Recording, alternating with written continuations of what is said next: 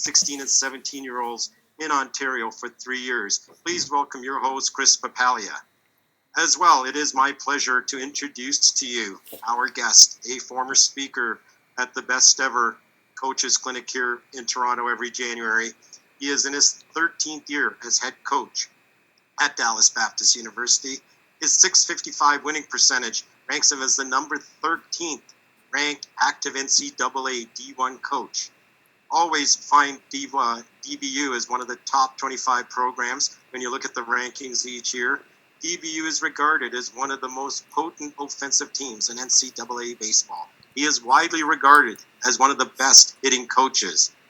Besides being an NCAA coach and coaching collegiate and pro players, he is also dad, a father to 5 boys aged 4 to 16 years of age. So he kind of understands youth and travel baseball at the same time. Please welcome Coach Dan Heefner.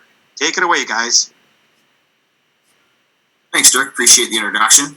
Thanks, Dirk. Welcome, Dan. Yeah, thank you. So I just, before we get going, Dan, you came to speak here at the Best Ever Clinic in 2017. It was one of the best talks I've ever seen. Really loved it. You spoke about the kinetic link, some drills, how to develop hitters, what the biomechanics are behind the swing. And it's clear that you're using this to good effect at Dallas Baptist, perennial 40-game winner in college baseball. So, before we get into the nuts and bolts, I just want to ask you to open up, how did you get to where you are today? Who do you pay tribute to? Tell us about your journey to be head coach of Dallas Baptist. Sure. Well, first, it's an honor to be with you guys tonight.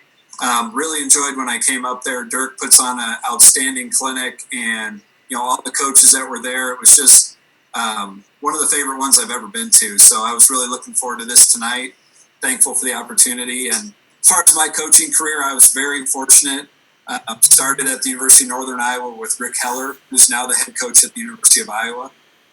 So when I was in grad school, I spent my first 2 years there as a volunteer assistant. And I could not have had a better person to start coaching under. He's got just a phenomenal coach, truly a developmental mindset, a really good plan and a system. So to be able to see that from the beginning and then, take that for myself and then, kind of make it my own through the years was a huge help. After that, I went to Creighton University under Ed Service. So again, I started under 2 of the best baseball guys in the country. Rick, just outstanding baseball guy, outstanding on the offensive side, also defensively. Ed Service, reputation for being one of, if not the best, he's one of the best defensive coaches in the country. So that's how I got my start into it. And then I came down here to DBU as an assistant coach for 3 years.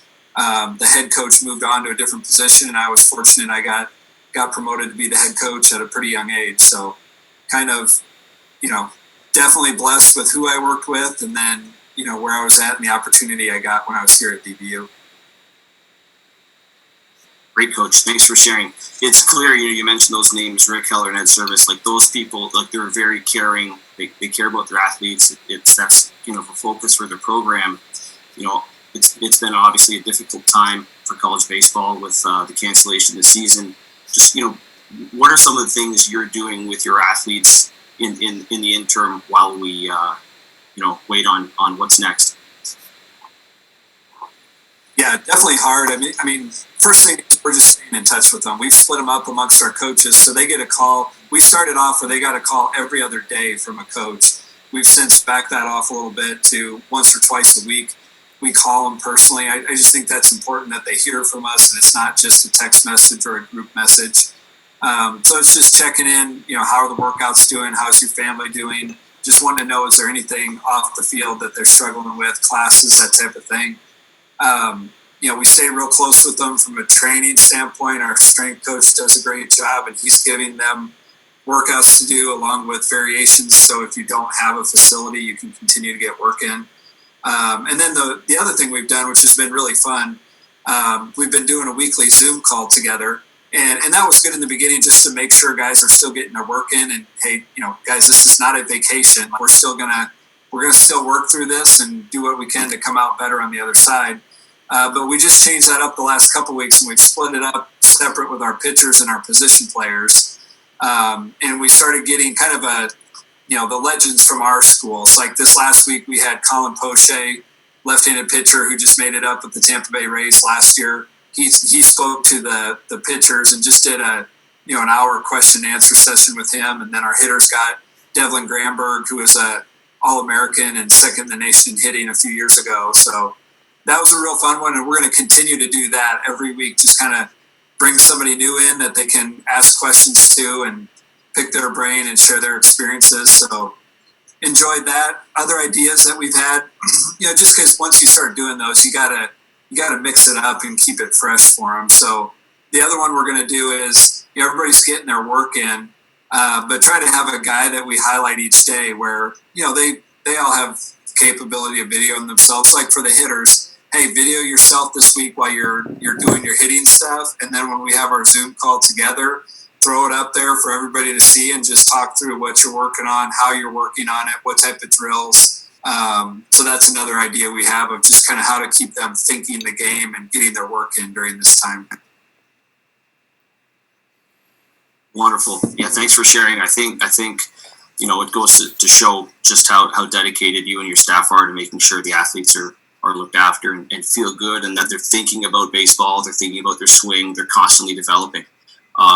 So let's get into it, Coach. I think one of the most exciting things that you've done is you've studied the sequencing of the swing. Can you let those tuning in know what is the kinetic link, and just feel free to get into it. I know this is your jam. You love talking about this sort of stuff, so let loose. Sure. Kinetic link.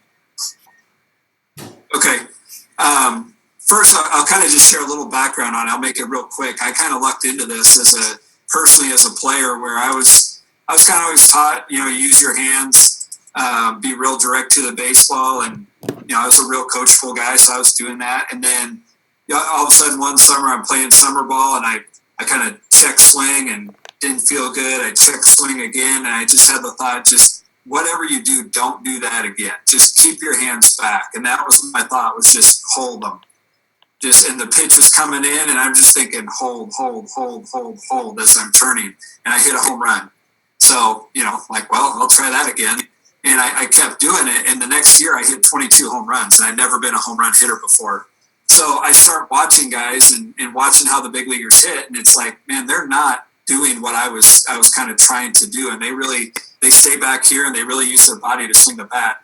So, I just kind of lucked onto that. And then I go to grad school, and I'm a biomechanics major, and I've got to come up with what am I going to do in my thesis. So that's what I decided to do. I say, I go to the professor and I say, hey, I want to look at how long the guys keep their hands back, and the power hitters compared to contact hitters. And the professor at the time, she's like, oh, you want to measure the kinetic link, and she tells me exactly how to do it. And that's what I did, and that's what we know for certain that is what allows people to hit for power, is the sequence of your swing.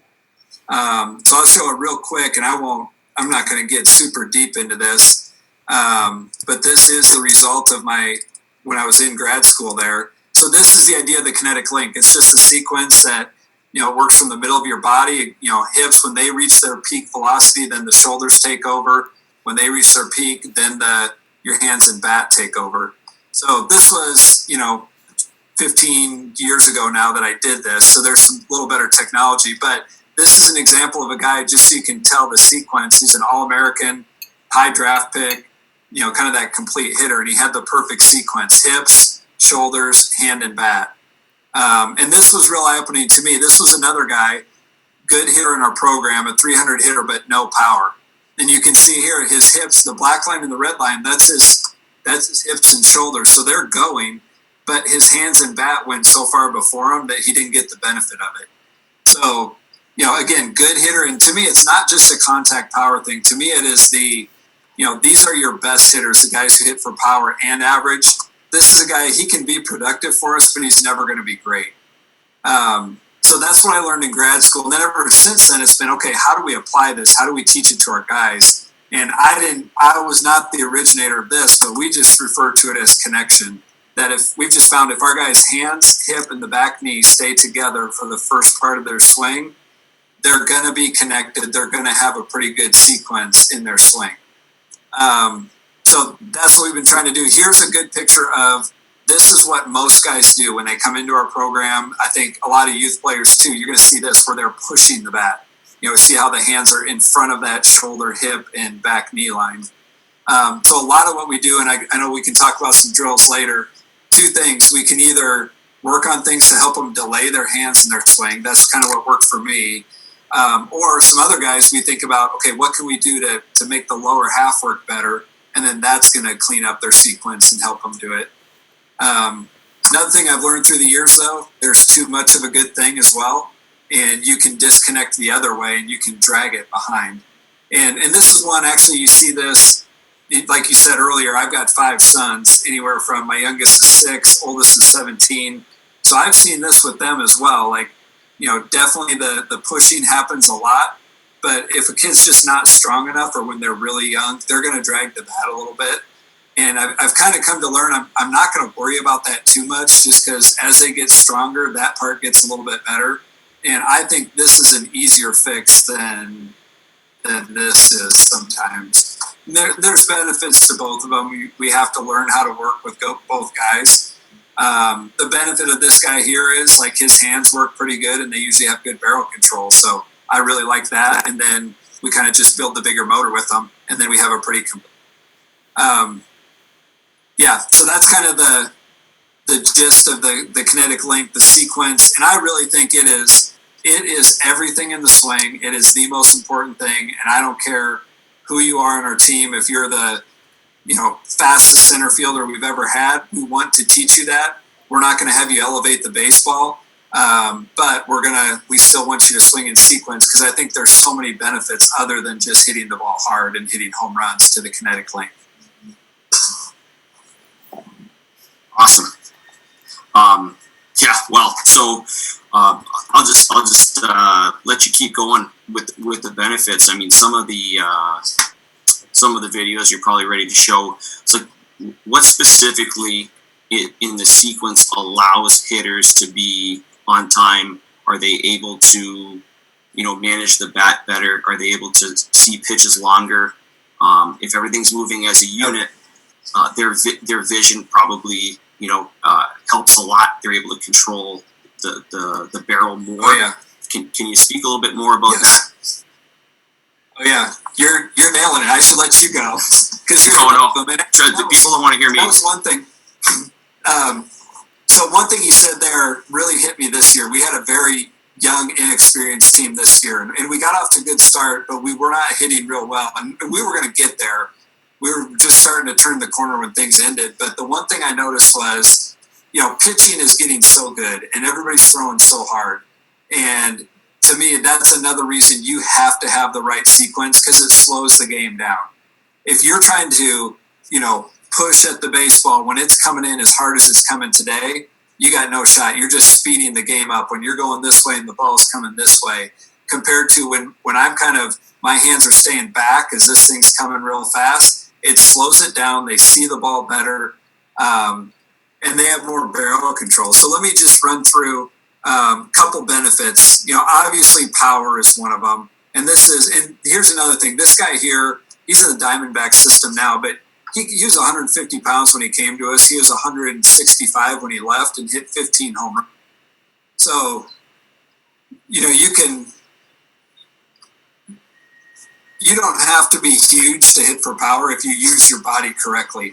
The other thing, it's not just home runs. It's just where I said, I don't care who you are, we want you to do it, because the harder you hit the baseball, the higher your average is going to be. So even like that real fast guy, we don't want him elevating a ton.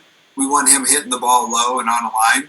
Well, now those line drives are getting through. Those hard ground balls are going to get through. So these are major league averages here, between 95 and 99 miles an hour. You can see they hit 400. So there's that benefit. I think consistency too. To me, it's just a simpler swing where, as those hands stay by the back shoulder, you always know where the barrel is at. It's going to be pretty consistent. The other thing here, hopefully this one makes sense, but when the hands stay back here and you're balanced and you start to turn, your back gets on plane and it stays on plane for a long time. So barrel control is everything. I think that is going to become, it's been power, but to me, the next thing is going to be to improve bat to ball skills. And to me, when you swing this way, now it's just a minor adjustment you have to make one way or the other, compared to if you're all arm dominant, a lot can go wrong that way. So I think there's less you can mess up on. Here's one more benefit. I think it helps your pitch selection. And I'll show you what I mean on this one right here. So watch if we go through. And you can see this looks like he is ready to swing. He is in full swing mode. But you can see his hands are staying back, so he has not committed his hands yet. And then he's able to check up and take a breaking ball that was in the dirt. So another benefit. I think there's so many benefits. Last one, adjustability. We've all heard, a guy like a breaking ball like this, and you can see him kind of stay back, ride his legs out, and still drive the baseball. We've all heard people say he kept his hands back well on that one. So, again, to me, it's even if you did not hit for more power by swinging in this sequence, I would teach it to our guys because of all the other benefits there are. So, obviously I'm a big believer in it, and I think it's important for everybody. If it's your power hitter or your contact guy, I think there's a little difference on some body positioning and launch angle stuff, maybe with those different guys, but I think the sequence is the same for both. Perfect. Yeah, we'll get into more of those. I just got a few questions. When we talk about playing to the bat and staying on plane, how important is it where that bat starts relative to the body? I know some guys kind of have a load where it's farther away. Like, do you sort of require your players to, like, so when I hit personally, I needed to have my hands in a spot that felt like, okay, they're not going to move as I turn. So, like, what is it that you tell your athletes, or is that something that you let them figure out and feel comfortable with? Yeah, I'm a big believer in letting them be comfortable in their stance, letting them be comfortable with the way that they load, and we're going to give them different options. And we encourage them to feel things out and to try different things to help them find what works best for them. But I think it becomes really, really consistent when the foot hits the ground. They're in a very similar position, and in the position. I don't want to waste time looking for this one. I think we can all picture it, but when the front foot hits the ground, usually the hands are over the back foot and the barrel is right over their head. And it's almost universal. Like, they're balanced, head is right between their feet, hands over the back foot, barrel over the head, and they've got a little bit of a lean with their upper body too. So I think that's the most important part. It's not necessarily what are you doing in your stance, but what are you going to do when your foot hits the ground and it's time to launch? That's where you've got to be in a good hitting position. And it ties in really well to the sequence. It's like you've got to get into a position where your whole body can work together. And, if you're kind of messed up and one would be like if the hands are in too tight, well, you're already disconnected. You can't be in sequence. I do think that hitting position's a big deal. Obviously, we don't want our guys to be in extremes where it's very difficult for them to get to a launch position. But at the same time, I like movement. I like momentum because I think it helps them stay more athletic. I think it helps them stay loose. I think it helps them time the baseball better if they are moving a little bit compared to if it's just, okay, this is where you hit from, so you're going to start there and stay there. I don't see many good hitters that hit with no movement, no rhythm before they swing. Got it. I just got a few questions coming in from the audience in the chat here. So Jason asks about sometimes. So he says bat drag has a habit of creating a rollover as well, and where and when does that drag start, and what needs to be corrected? Yep, great question. Let me try to find this one again that we showed earlier.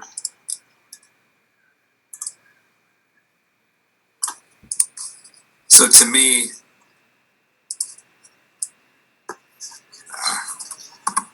am I sharing this, or is it just me looking at it? Right now, just you. Okay. It's not showing over here. Well, you remember back to the one where it showed the guy and it had the line and the hands were behind the line?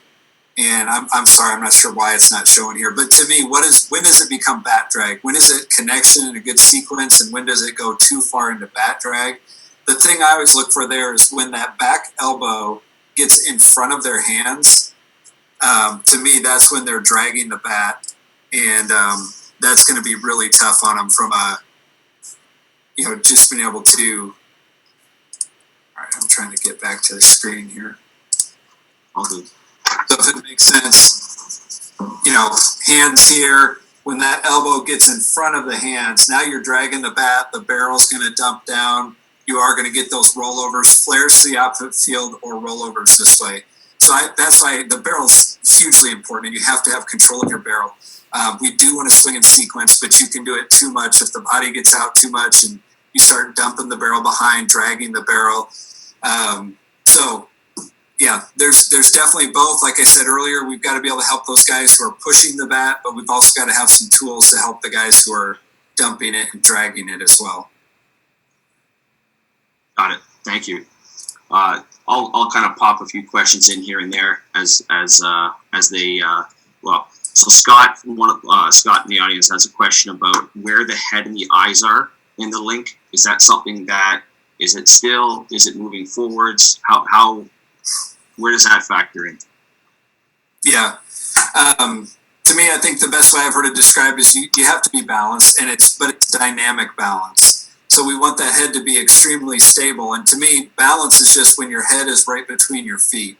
So in our stance, we want to be between our feet. I think most hitters, you're going to see them as they load and make their move to the ball, it's going to move forward a little bit. But as long as it stays between the feet that entire time, it's a good thing. And I actually think a little bit of that head movement, you kind of need it too. That momentum's a good thing. And you think about the kinetic link, we get a little bit of a forward move. And then when we stop that, that's going to then turn into rotation. So I don't think it's a bad thing. It has to be controlled. Obviously there can be too much of it as well. But I'm not opposed to the head having a forward move in the swing. I think it's a good thing. I also think it can help with just body position as well. When you do get a little bit of a forward move, now you're set up into a good line drive position compared to, sometimes I've seen guys that they focus so much on not moving my head so I can see the ball. Well, then they start staying back too much and now they're lifting up their swing.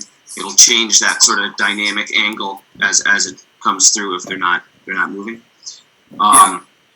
Okay.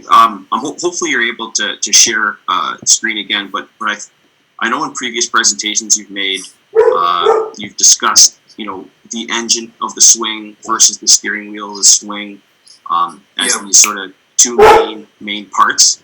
Can you explain, what they are? And then, as we go, maybe we'll get into some drills, like what do you do to train this connection and the kinetic link? Yep. Yeah, that's kind of how we've broken it down, is thinking engine and steering wheel. And I think a lot of traditional, ways to drills that people use are more just working on the steering wheel, which is for obvious reasons. Like if you don't have a good steering wheel, you can't hit. So a lot of high T one-handed drills, a lot of the barrel control stuff, we call those your steering wheel. The engine is more getting the middle of the body to work right, getting them more explosive. Sometimes it's a mobility thing, explosiveness. So let's just kind of go through some of them here. And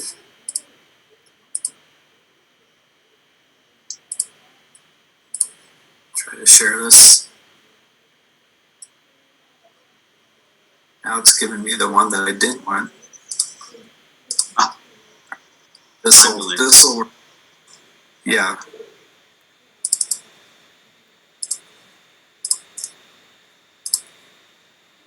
Okay.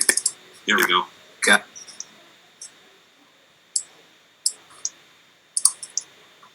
All right. So, I almost think of it like this here. You think of that kinetic link, the hip and shoulders, that's our engine. The arms and hands, that's the steering wheel.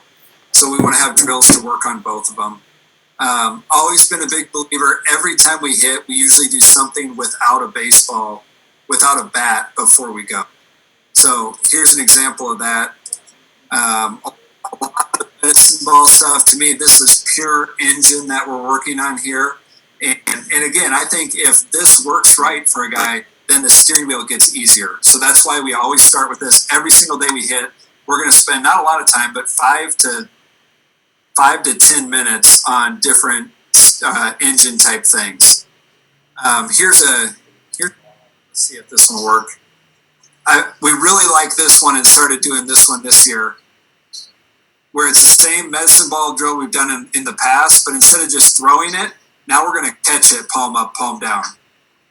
Now here he's going to throw one lower. So now you get some, stability that you have to have. And not only are we going to have to rotate fast, but we have to be able to be stable and put the brakes on as well. So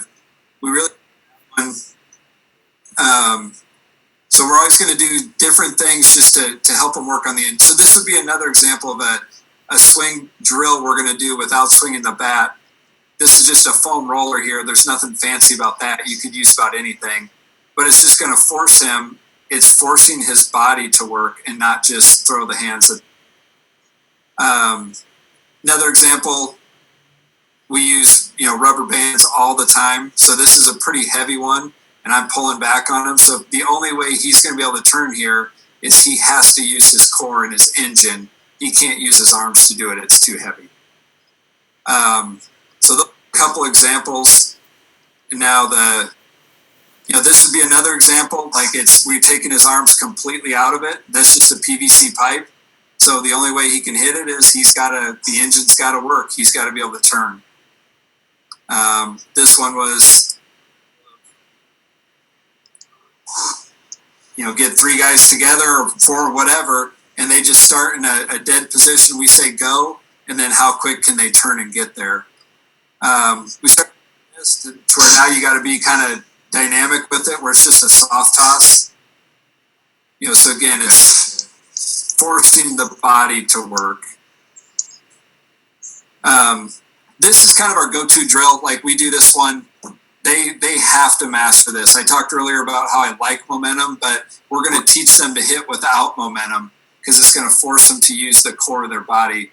And we came up with this one years ago, so it's called the Sosa drill, and they don't even know who he is anymore.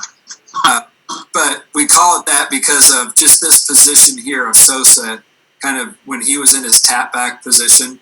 You see the body lean and the hands are out in front. And so those are the 2 things we're going to make them do. So here's one of our guys doing it. So here's that hitting position we were talking about earlier, where you start however you want, but when the foot hits the ground, this is a pretty universal position where his head's right between his feet, his hands are back over his back foot, the barrel's over his head. So we're going to get him in this position and then stop. Like you're not moving. We're going to even sometimes have to manipulate him. Get your hands back a little bit, barrel over your head, get yourself balanced, get them there, and then we give them a go, just like we saw in that one fat bar drill where they're just set up and you wait, and then when we say go, now you go and make contact and try to hit this thing as hard as you can. And the only way you're going to do that is you got to be really good with the core in your back hip if you're going to hit it hard with no momentum. Coach, I just want to jump in 1 sec to ask a question. With those PVC pipe drills, what's the sort of cue for where the ball goes? Do you care where it goes, or are you looking like what's the hitter trying to accomplish when he hits the ball? Because that sort of helps me understand what it is. Like I'm not just swinging with no purpose. Like what's their external goal? Yeah, you nailed another good one there. We want an external goal on every single drill we do.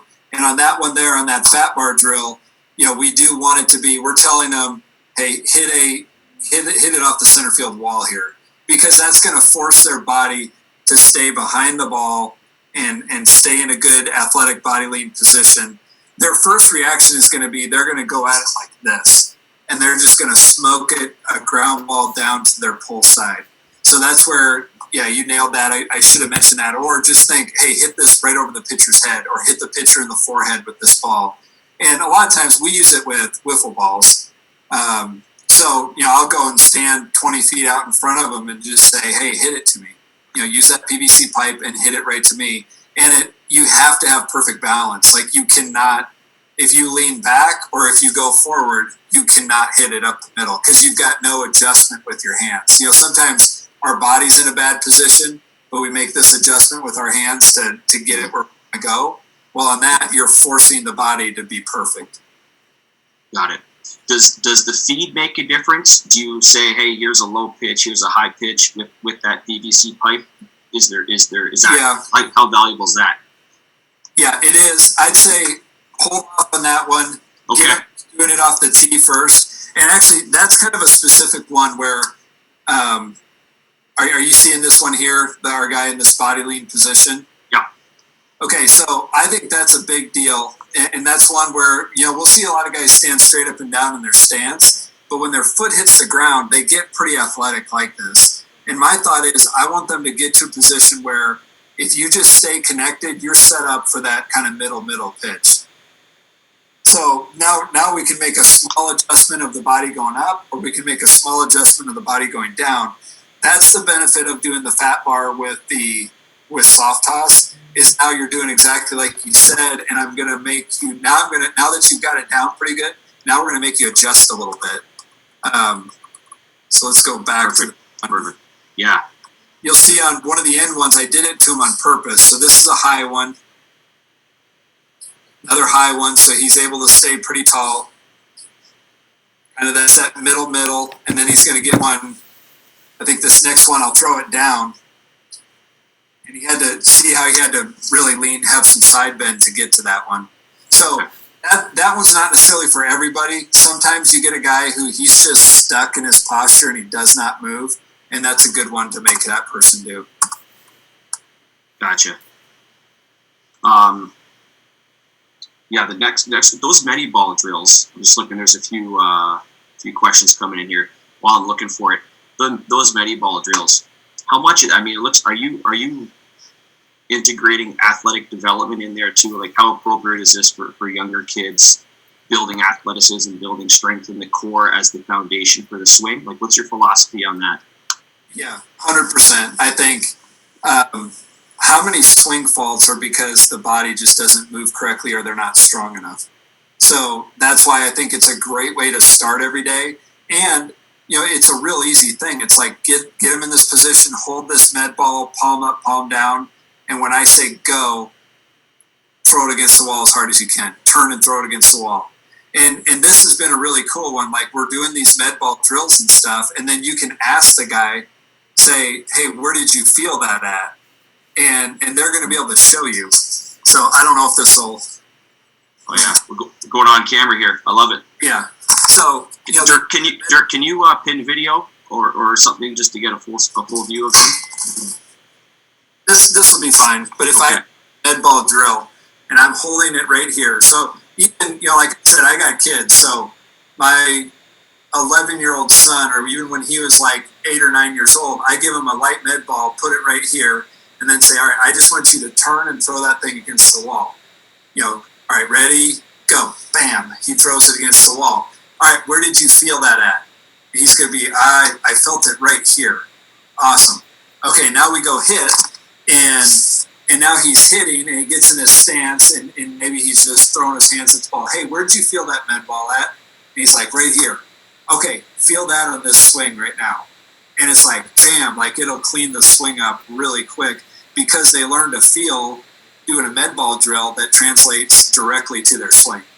So I think it's huge. I'm always looking for ways. Hitting's hard. It's very hard. And how can we make it as simple as possible for them? I'm really conscious of, I don't want them getting all messed up and getting too mechanical, and I got to do this and this and this. So like a simple feel of, where'd you feel that med ball? Okay, let's try to do that in your swing. I love trying to do stuff like that. Yeah. Like you're not trying to give them instructions on what to do. You want them to find their feel with the drill, with the activity. Yep. Yeah, exactly. Yeah, you mentioned it earlier, that idea between internal and external. There's a time and a place for internal cues. And to me, it's almost easier to give an internal cue working on a med ball drill or getting on a fat bar and making sure their body's in the right position. And now when we go with a bat in our hand hitting a ball that's moving, now instead of that internal cue, we just get to say, hey, set up just like you did on the fat bar. Or feel that same thing you felt when you did the med ball drill. Or, as simple as, hey, skip a rock on a lake. Okay, to work on bat path if a guy's pushing it down too much or something. Hey, remember when you skip a rock? Now feel that right here. So to me, those are kind of almost like external feels and cues instead of, externally rotate your back arm and, technical jargon that could, that could really mess somebody up. Got it. A couple more questions from the audience. One deals with the leg kick and what sort of, whether or not that has an effect on that link, or is that kind of just part of the pre-stride aspect where when their foot gets down, you want them in that spot? Can you discuss a little bit about leg kick? Yeah. Okay, let's see. I like the idea of letting each guy figure out what works best for them. So I'll give you an example. We had a player on our team this year, real good player, infielder, flashy. Like, you let him take ground balls, it's going to be flare and flash, and he's kind of a dancer, like rhythm and all this kind of stuff. So I'm watching him do everything he does. Everything is flashy, rhythm, big movements too. When he throws, he fields a ground ball. It's going to be, he's throwing like that. And then all of a sudden he gets in the box, and this is how he'd been coached. He's just dead still. And so it's like, hey, Andres, just be you, man. Get up there and dance, like have some rhythm. And all of a sudden he frees up and he starts leg kicking, and he kind of pumps the bat a little bit, and he starts raking because I let him, like, that's how his body works. That's the rhythm of his body. So I like to try to figure out what works best for each guy. Another thing on a leg kick, so some of those guys who like bigger movements, they're going to have better timing with that. Sometimes we think, oh, leg kick, it's too much movement, they're not going to time the pitcher well. No, if he's a movement guy, he's going to time the pitcher better with that extra movement. The other one is some guys just from a strength standpoint, mobility, those type of things. I had a hitter, one of my first years here, the first team All-American I ever had, was a really strong guy. And we just kind of preset him into that, that almost like the Sosa drill. Sosa. Yeah, he just went off, hits 20 home runs. So I'm thinking, well, that's it. Like, we're just going to preset everybody. It doesn't work that way. Like, you got some guys that need momentum, that need to be up tall, and their body has to load into it in order to rotate well. And I think the same thing with a leg kick. Some guys almost need that leg kick because it's going to help them get into their back hip, and they need that momentum to be able to rotate their hips. So, just gotcha. Thoughts. And I think you'll see as we go along here, I try to come up with what is a plan and a system that we can communicate to our whole team, but we also want to be able to individualize with different guys as well. Like, it's not hitting's too hard. Like, you can't cookie cut it and just say, this is it, this is how you stride, this is how you load. I think the core principle of I want every single guy to swing in sequence, but we're going to figure out how does each body work to get them in sequence, and what cues work for each guy. Awesome. We're gonna keep moving here. I know. So you've told us about the engine, keeping it connected. Now tell us how you train the steering wheel, how you incorporate that into your drill series that you do with your players. Sure. Let me find a couple here for us. You having fun, Coach? Oh yeah, this is great. These are good questions and fun questions. Okay, let me share this part. So this is, to me, the steering wheel now is some of the traditional drills that we've always done.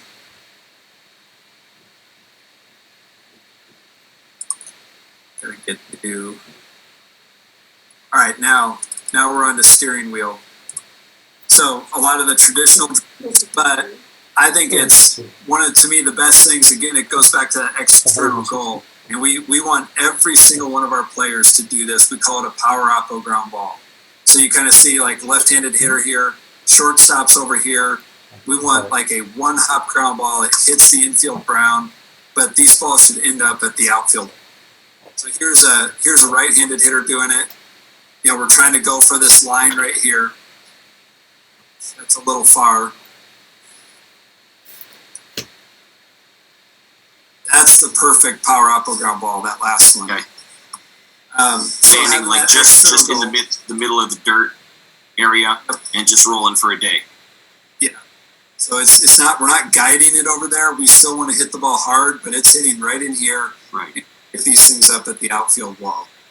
Like I know from high school, if you tell the kids like, hey, hit and run or whatever, and they hit the other way and they get handsy and they start trying to, direct it that way rather than drive it. So that power oppo ground balls are really, that's, I guess, that mindset you want your players to have. Exactly. Yep. Still want to be, it's not a different swing. It's a connected swing. But we do want to have the barrel control where we can stay over it. So the one hitter I was telling you about that talked to our team on Monday, Devlin Gramberg, he hit 443 at the Division I level, second best hitter in all of NCAA baseball a couple years ago. And he was talking to our guys, and it was awesome hearing him say everything. And he said, one of his things was, I learned that I did not have to have a good batting practice. And so we dug in on that more. What do you mean by that? He's like, I rarely ever felt good in BP. He's like, I would try to find my good swing in BP, but he said, I did know if I could hit a hard, low line drive to the opposite field, then I knew I could have success in the game that night. And that's kind of my belief as well, is that if you can execute this, you can help our team win the game. Because how many situations are dependent on being able to do this right here? If there's a runner on third base with one out and the infield is back, boom, power oppo ground ball, we score a run. Runner on second base, nobody out, power middle oppo ground ball, you move that guy up and you give yourself a chance of a base hit. 2-strike approach, power oppo ground ball is a great approach with 2 strikes. Like there's so many things that work well if you can do this. And we haven't talked about it, but we work a lot on bat speed and intent and letting guys get after it. We do exit velo and that stuff. And sometimes some people might watch us hit and be like, that's out of control. Well, I don't worry about it because they have to be able to do the power oppo ground ball. So I kind of feel like that's the governor on the swing of, we can get after it all we want. We can play home run derby. We can do exit velo competitions because they won't get to do that until they can execute the power oppo ground ball. Amazing. You have a few more drills on the slides there. Yeah. Okay, this one, again, it's just as simple as what you talked about earlier, external goal. Just call your shot. So this one here, he's gonna he said berm. Oppo scoreboard. It's like target practice. Yeah, he's just playing target practice. So to have the ability to do whatever you want with the baseball. I didn't have a picture, so I just made it. But this is one we've gone to. We used to do it. We do it with almost everybody now is high tee, because that's whoever asked the question earlier about bat drag and dropping the barrel. I think that's becoming more and more common with just the way hitting is being taught these days. And so a lot of guys are dropping the barrel, dragging, and then on top of that, pitchers are being taught to throw up in the zone with the right fastball. So we do a lot of high tee now. That's a daily drill for almost everybody in our program, is that you have to be able to handle this baseball, which I think to me is a steering wheel thing as well. Those circles on the ground there, are they cues for contact point, or what's the function there? Yep. So I'll show that one right here. So here's another one. I think this is a steering wheel thing. We just call it big zone. So when I throw it to him, I'm going to throw him one inside, and then I'm going away, then I'm going high, then I'm going to go low. So let's see. I'll let this play here. So inside, away, high, low, And then we're going to work, we call it the ladder drill. So he's going to hit it. He's going to let the ball travel all the way to this blue dot and make contact. And then on the next one, the white, and then the red. So we want them to have a swing that you can handle all parts of the strike.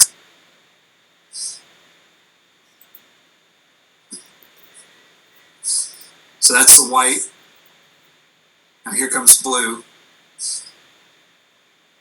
So that's what we do, and I think it's a good steering wheel thing. It's a great timing drill. I know we're not talking about timing right now, but hitting is timing, pitching is disrupting timing. How do we work on timing?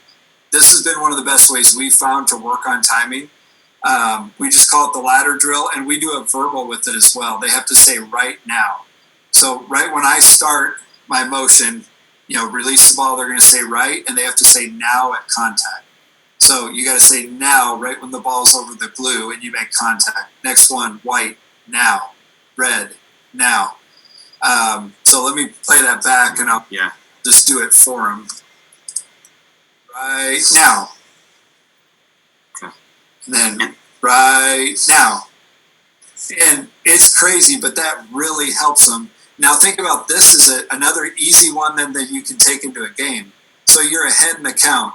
So we work on this every single day. Now we're ahead in the count. It's a 2-0 count. And it's as simple as, hey, red dot. Catch it out front, get it at the red dot. 2 strikes. Hey, get him on the blue now. Or, that thumber that we're just having a ton of trouble staying back on. Hey, white to blue. Quit trying to get this guy at the red. Let's just get to blue. So again, just trying to think of what are some things we can do in practice that then make an approach or a thought more simple for them in the box. And that there's a question from the audience coming in here in a second, but that the function of that is to make sure that the hitter is on time with their load up so that they're prepared to get to the right spot.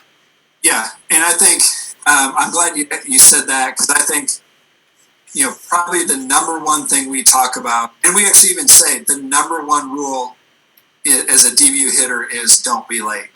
For this whole thing to work, for the sequence to work, you have to start early. And because you're not committing your hands early, but we got to start early so we give ourselves time to work from the ground up and from the, for our hips to work and for everything to work in that sequence. So we work a ton on being on time with the pitcher, the pitcher, being on time with handbrake.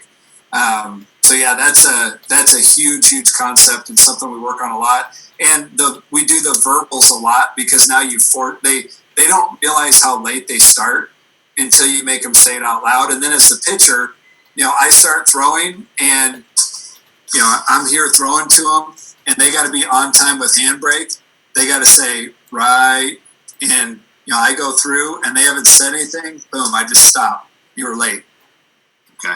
So yeah, timing's a big deal, and I think a lot of times, like, a guy has a bad swing, and we might, oh man, you were really leaning back on that one, or you were pulling off. No, you just started late, and then you had to do that because the ball had to rush. Is that like I just got to rush to get organized, and my body just can't manage? Yeah, think of, you start late and the ball's right on top of you. You're gonna try to make contact, so it's gonna be fly out, panic, lean back. Well, those weren't the problems. The problems was just I was late. So the number one thing we talk about the most is timing and trying to help their timing out. Perfect.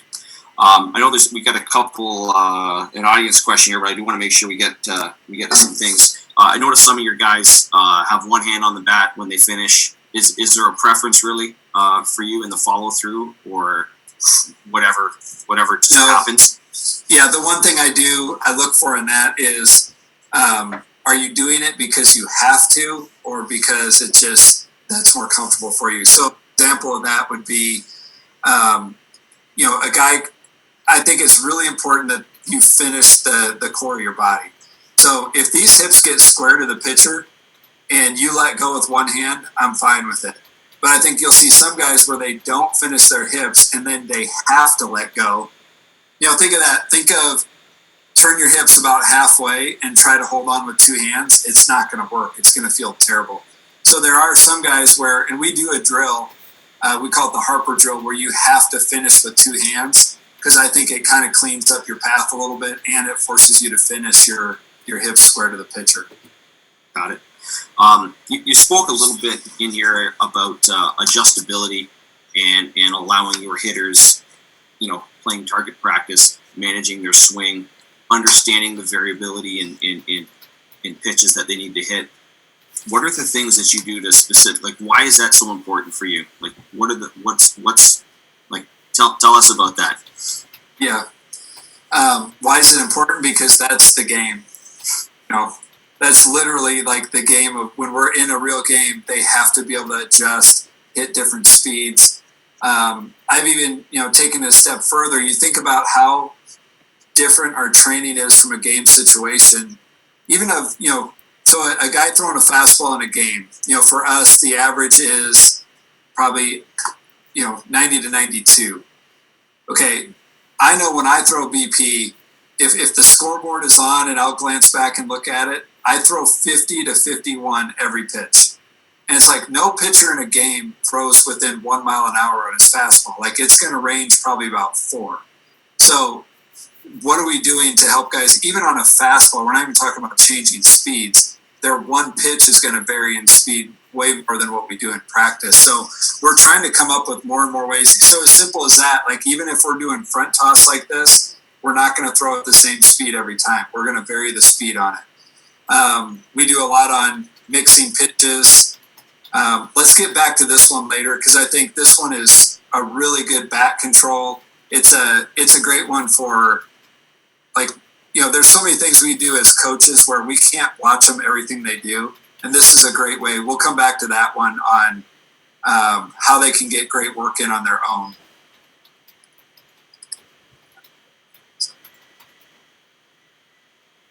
Okay, I'll get to some adjustability here.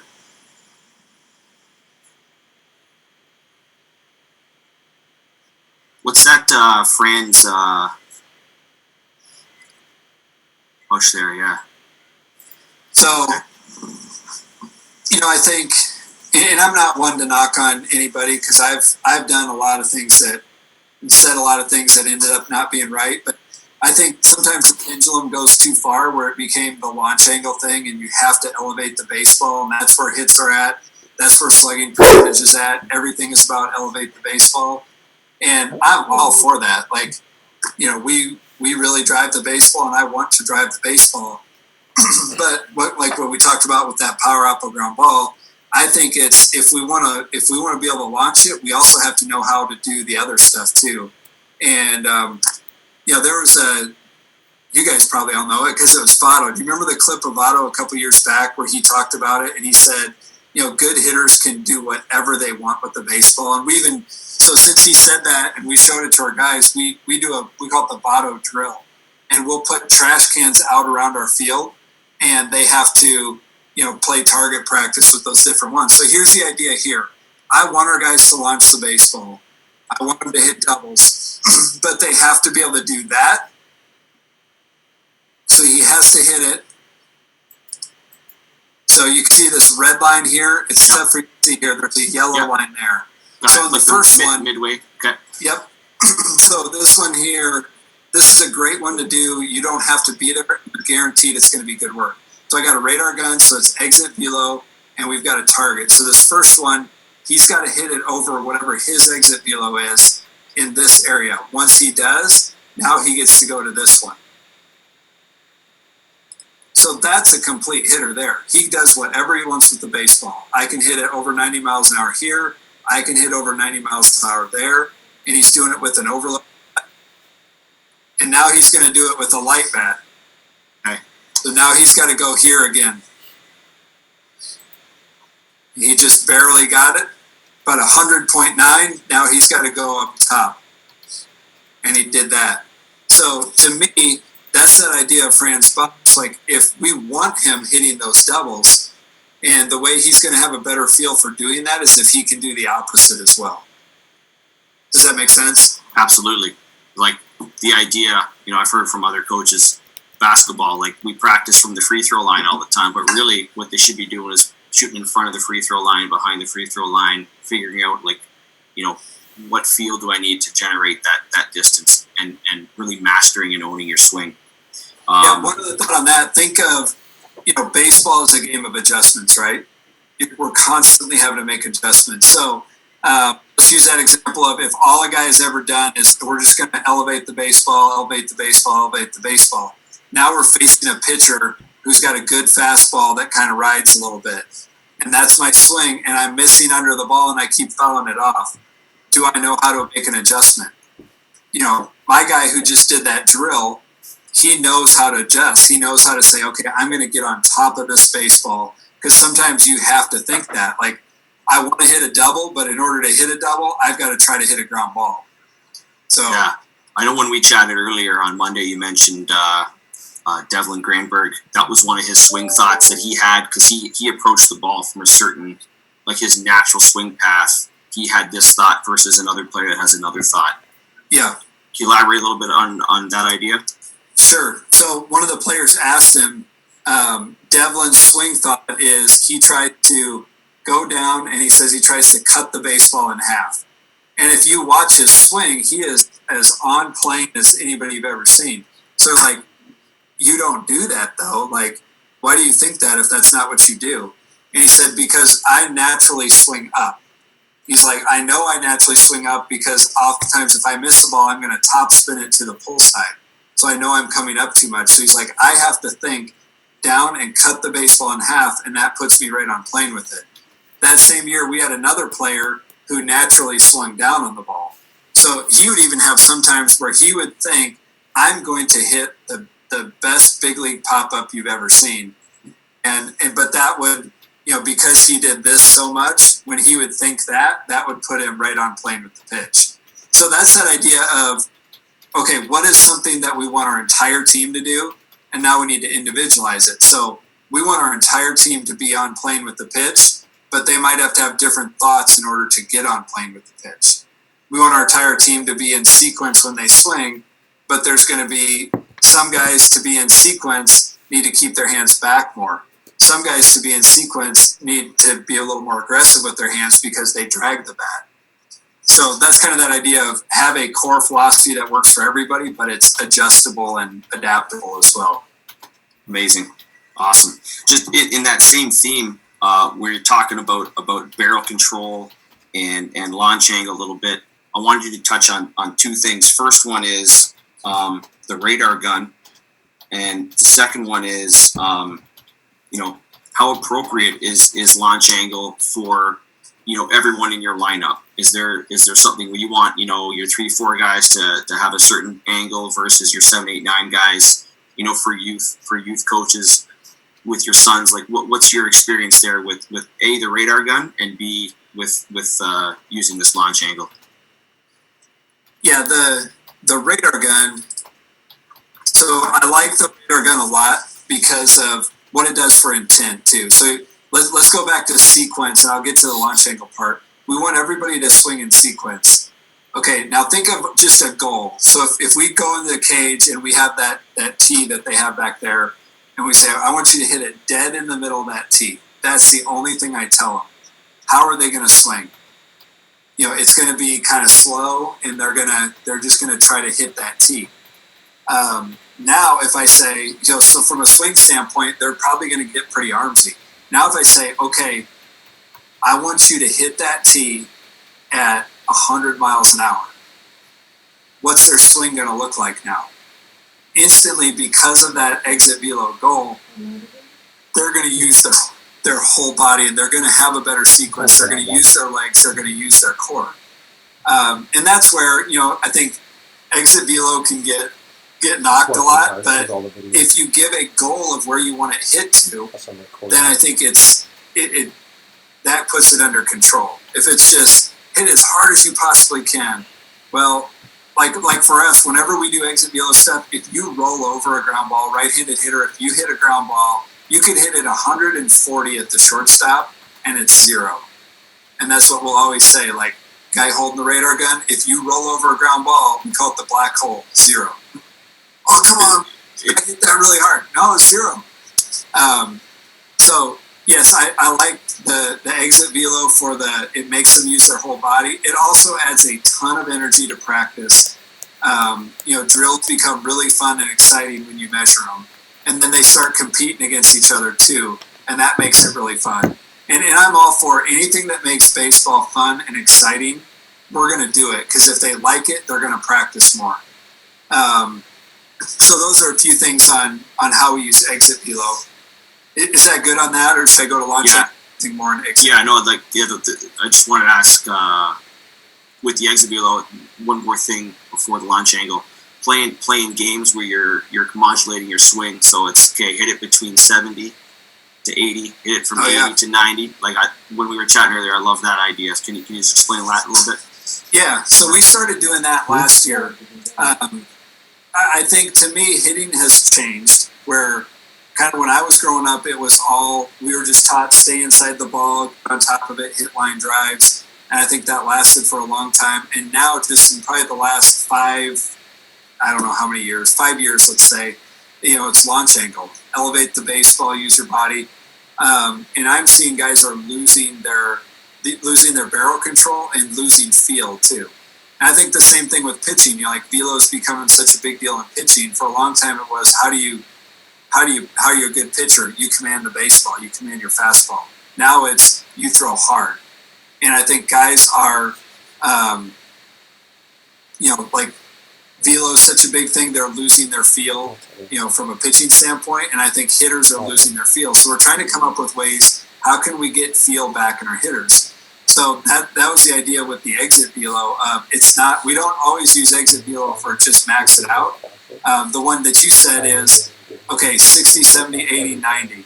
So, our guys are in college, so they can get up there pretty good. But now your first one, you have to hit the ball between 60 and 69 miles an hour with your normal swing. So you can't just push at it. You got to take a normal swing, but it's going to you go to a big league game and watch batting practice. That's kind of how they start BP a lot of times. So, first one, hit it 60 to 69. As soon as you do that, now 70 to 79. Once you get that, 80 to 89, then 90 to 99. And can you go up and down that? Do you have the feel to square up a baseball at different exit velos? That takes an extreme level of feel, and it's pretty fun. Awesome.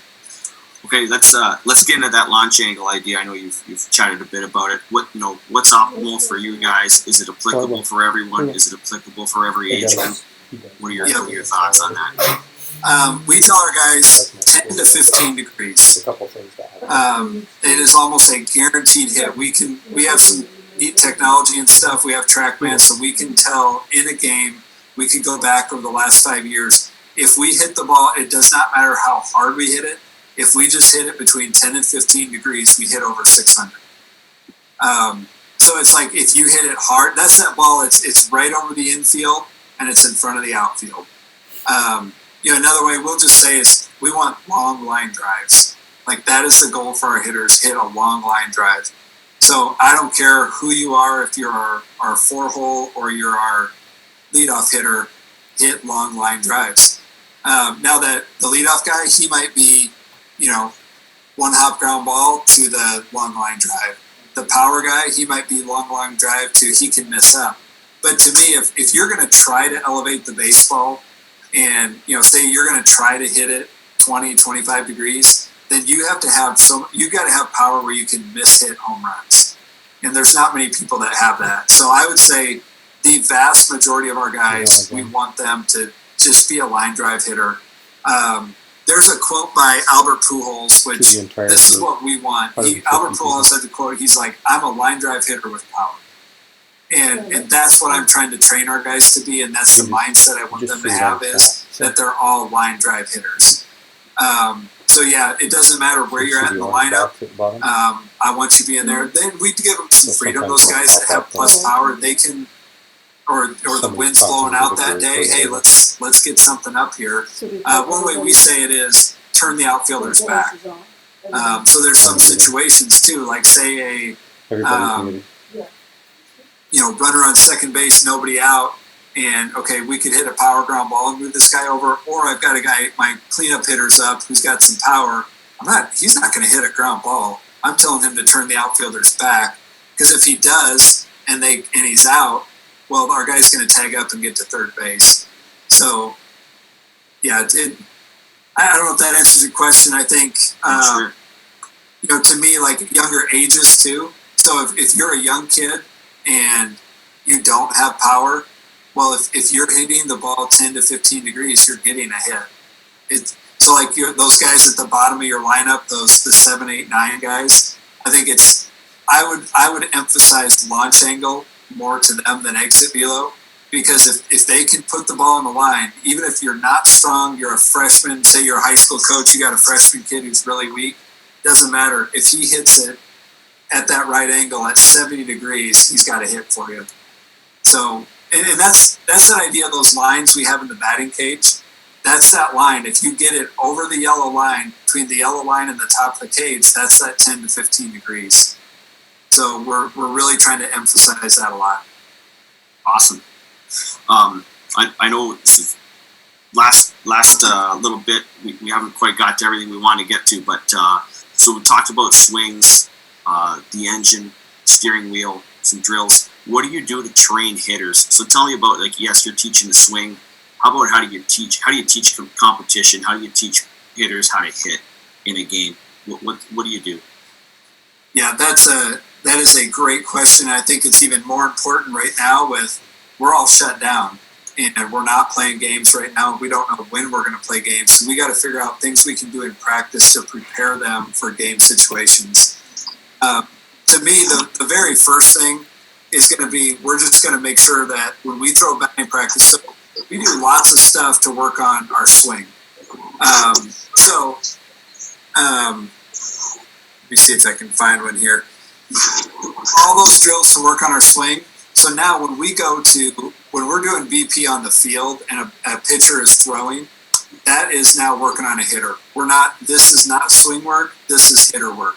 So it's always going to be a count or a situation that they're working on, and not just, so let me see if I can find this. And this is simple. It's not a big deal. All right, let me share this with you.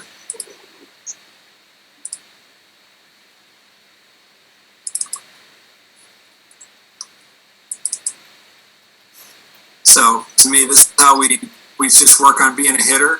I'm throwing BP and I'm going to mix pitches. It's not a good breaking ball, but it's a breaking ball. And so right now he's sitting fastball. He's going to hit fastballs only. And so now we're starting to simulate more of a game situation. And even things like, when I'm throwing, how you normally throw BP where you kind of get the ball, you kind of step in and then you throw. Well, just do it out of the stretch. And we've even gone as far as, okay, what's your time? We want this time to be similar to a game. So can I throw out of the stretch in BP at a 1.3 to the guy that's hitting? We're going to work on 2 strikes. So now I'm mixing pitches, and he doesn't hit fastball only. He's got to be able to hit all of them. So there's the breaking ball, and he's going power oppo ground ball. So again, the one before, he gets to hit what he wants. Now he's got to be able to hit everything. Here's another hitter one that I think is really easy to do. So, I got these from Slow the Game Down, but this is easy as I just took baseballs, numbered them, and then screwed them into a little piece of wood. Put that on front of home plate whenever you're taking batting practice. Every single pitch just falls out where was that pitch? What number was it? To help them to start thinking about, it's not always a swing, it's what pitch did you hit? Because if you take a good pitch, usually it's a pretty good swing, right? So, a lot of pitch selection stuff like that. Okay. Awesome. Anything else? Like, do you have compete games and different sort of things that you're doing with hitters? Like, I had a buddy ask a question about, how often are you doing tee versus front toss, where like hitters are going to be successful, and then some max velo and some nasty spin, and like is that sort of mid-season practice routine for you guys, or how do you work that in? Yeah, that's a real good question. I try to do it all every day. So early in the fall, probably not. Like early in the fall, it's going to be teaching them the drills. It's going to be more tee, front toss, just some BP to make sure they can execute it. But then once we get that stuff down, like when we're in season, it is going to be, you're still doing your daily swing drills because you always, I call it weed in the garden. Like you're always going to have to be working on it and making those little adjustments to get your swing feeling good. So we're going to do some tee. We're going to do some front toss every day. We're going to do BP where we're mixing pitches and working on counts and situations every day. We're going to do fastball velo machines that's going to really challenge them, and some breaking ball machines as well. Because again, we're trying to, and your buddy nailed it too. There are times for he just needs to be confident. So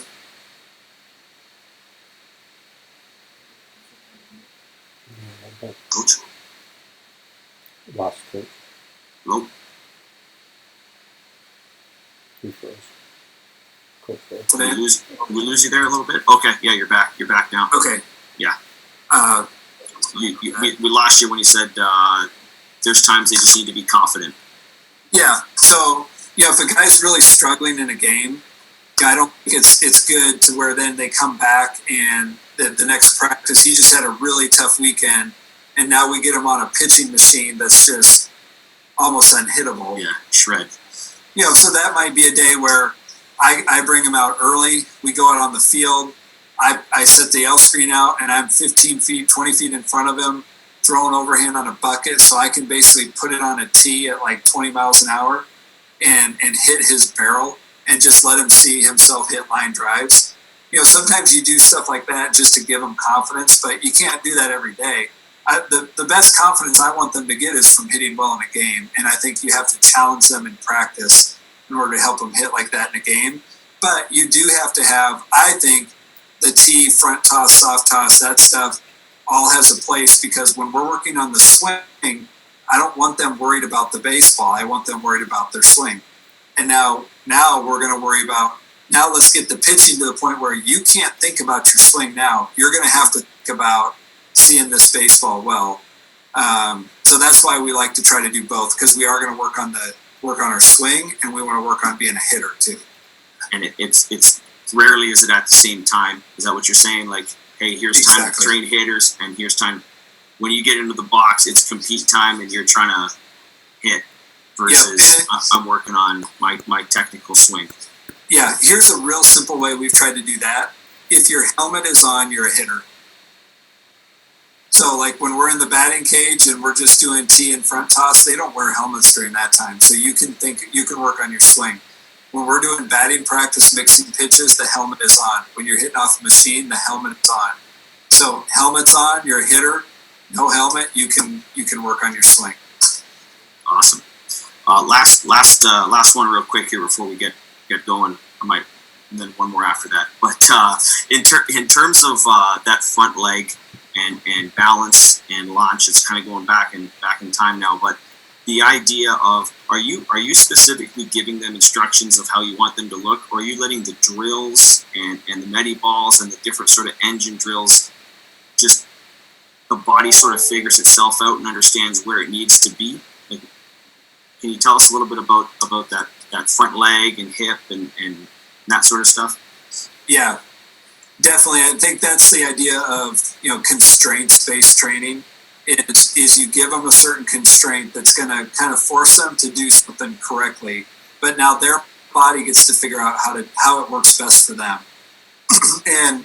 and that's where guys are so different. Like body types are different, mobility, stability, strength issues. It's all so different that I don't think I'm not good enough to tell a guy this is exactly how you should look when you do it.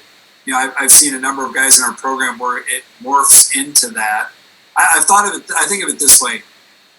I think as coaches, we should think of ourselves as almost like an environmental engineer. Like we're trying to create an environment that produces good swings.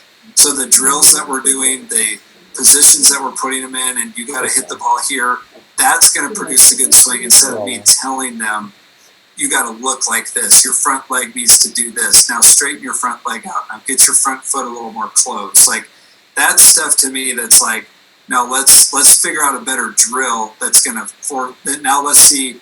Okay, now on the best one, when you hit that ball really good, what did you do there? What did you feel there?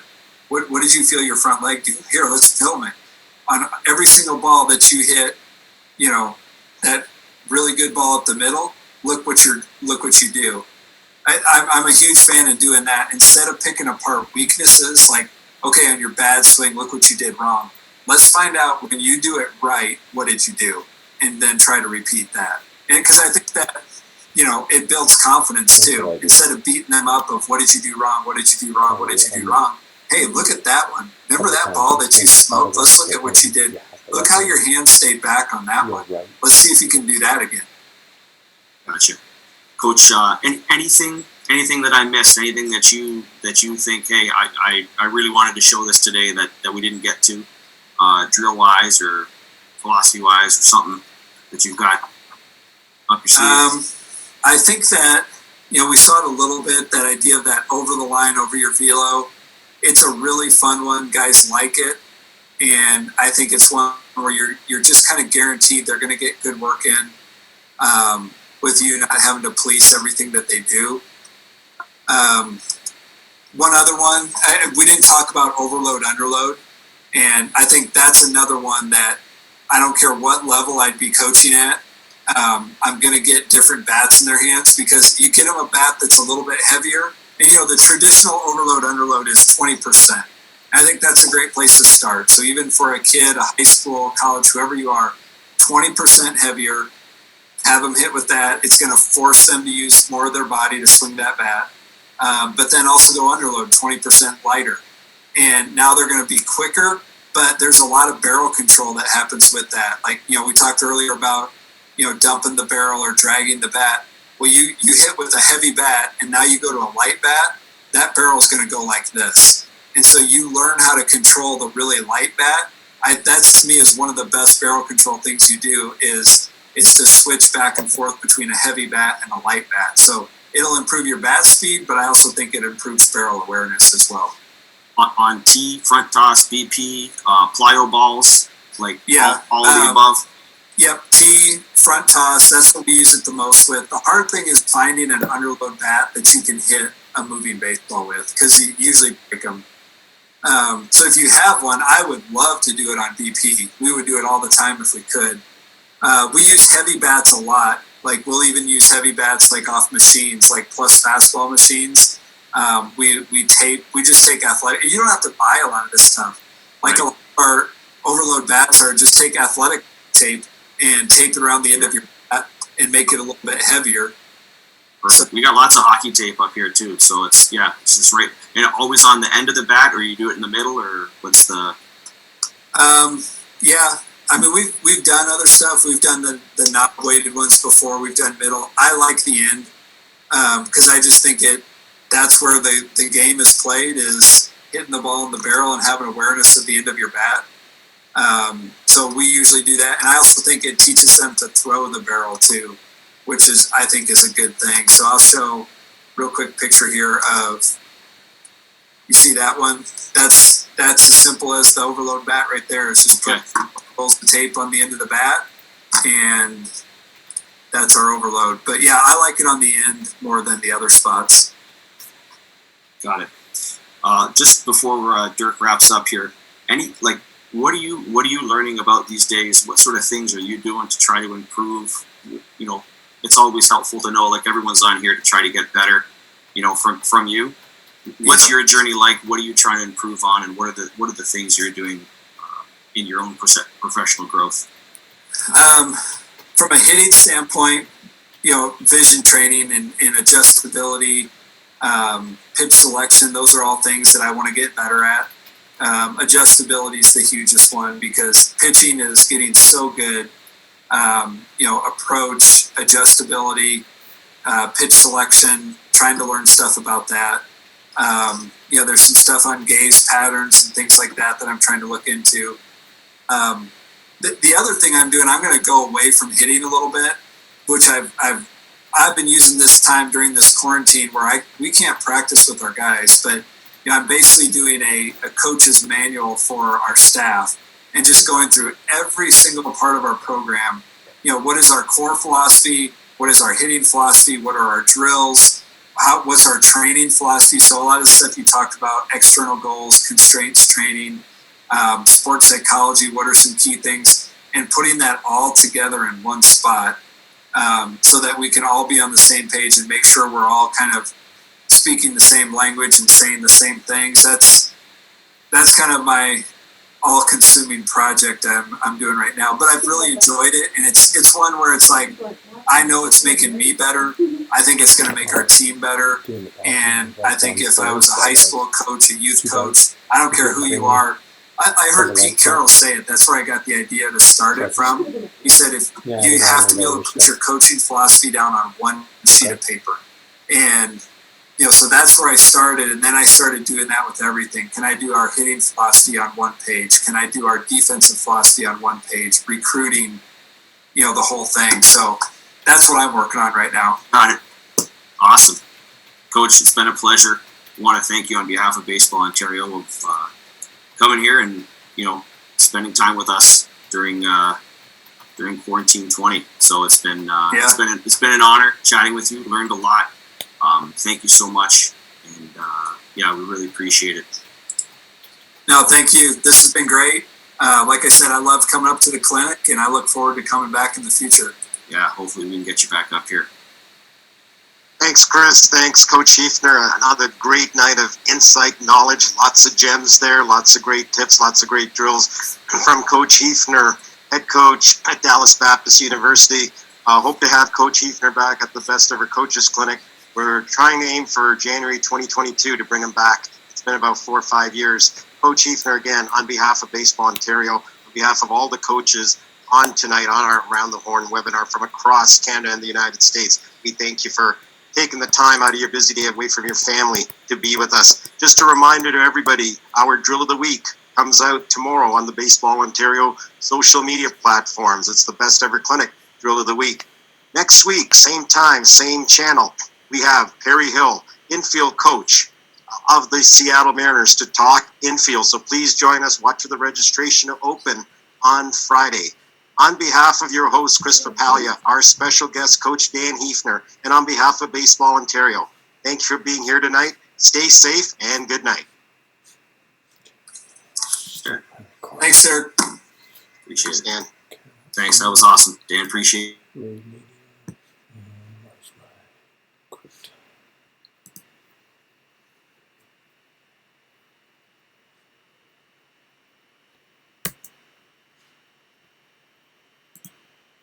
Stop.